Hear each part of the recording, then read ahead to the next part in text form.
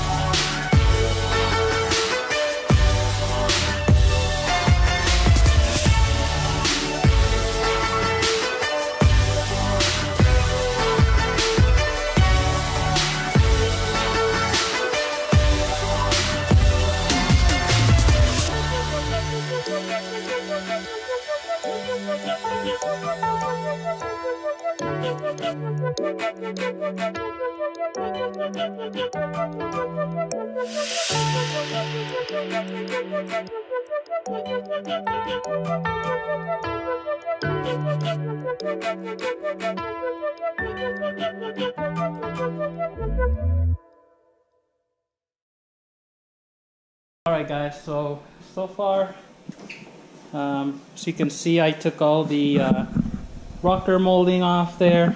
I did drill the spot wells. This piece is pretty much off there. That actually came out pretty good. So I'm gonna start working on the spot wells here. This is gonna be a little bit hard because since this one was a little bit rolled, I mean I can kind of see because I grinded where the spot wells are, but I might have to just cut it and then grind the rest of it off. And then I'm gonna do the spot wells here or on the back, kind of like I did the old one, so that way it comes off in the same way. Once I get to the back side, I'm gonna figure out exactly how I'm gonna do that, but stay tuned for the rest.